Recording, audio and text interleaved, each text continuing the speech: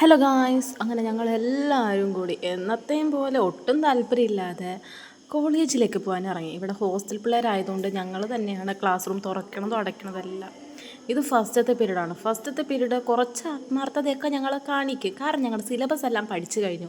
എന്നിട്ട് ഇവിടെ ഉള്ളവർക്ക് ഞങ്ങൾ പഠിച്ചേ പറ്റുള്ളൂ. ഇത് ഫസ്റ്റ് പീരീഡ് ഞങ്ങളിരുന്ന് പഠിക്കണതാണേ. ഈ ഫസ്റ്റ് പീരീഡ് ഇത്രയും ആത്മാർത്ഥതയോടെ ഇരുന്ന് പഠിച്ച കൊച്ച് ഇനി ചെയ്യണം നോക്കിക്കോട്ടാ.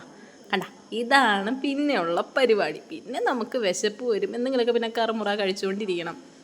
ഇവിടെ ഒരുത്തി കാണിച്ചു തരുമോ ബാഗിലുള്ള സാധനം, എന്നിട്ട് ടീച്ചറിനെ പേടിച്ചിരിക്കുവാട്ടോ അവള്. കണ്ട, രണ്ടിൻ്റെ എക്സ്പ്രഷൻ കാണുന്നുണ്ടാ. പിന്നെ ഇവിടെ ഒരുത്തിയാണെങ്കിൽ ഫ്രണ്ടിലിരിക്കുന്ന കൊച്ചിനെ വിളിച്ച് എങ്ങനെയെങ്കിലും സാധനം കൊടുക്കാനുള്ള പരിപാടിയാണ്. അവളാണെങ്കിൽ ടീച്ചർ ഇരിക്കുന്നതുകൊണ്ട് പേടിച്ചിട്ട് തിരിഞ്ഞും നോക്കണില്ല. പിന്നെ ഒരു കണക്കിന് എങ്ങനെയൊക്കെയോ ധൈര്യം സംഭരിച്ച് അവൾ തിരിഞ്ഞു നോക്കി വാങ്ങിച്ചിട്ട് ഒന്നും ഇട്ടത് വീണ്ടും തിരിഞ്ഞിരുന്നു. അപ്പുറത്തെ ബെഞ്ചിലിരിക്കുന്നവർ നോക്കുക ഇവിടെ എന്താ ഇത് നടക്കണേന്ന്. പിന്നെ ആണെങ്കിൽ ഇവക്ക് ഫ്രണ്ടിൽ തിരിഞ്ഞിരുന്ന് കഴിക്കാൻ പറ്റത്തില്ല. അപ്പം കമ്പൈൻ സ്റ്റഡി എന്ന് പറഞ്ഞ് തിരിഞ്ഞിരുന്നാണ് പിന്നെയുള്ള കഴിപ്പെന്ന് പറയണത്.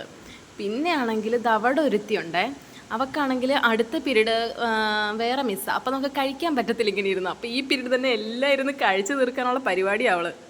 നിങ്ങളുടെ ലൈഫിൽ നിങ്ങളിങ്ങനെ എക്സ്പീരിയൻസ് ചെയ്തിട്ടുണ്ടോ?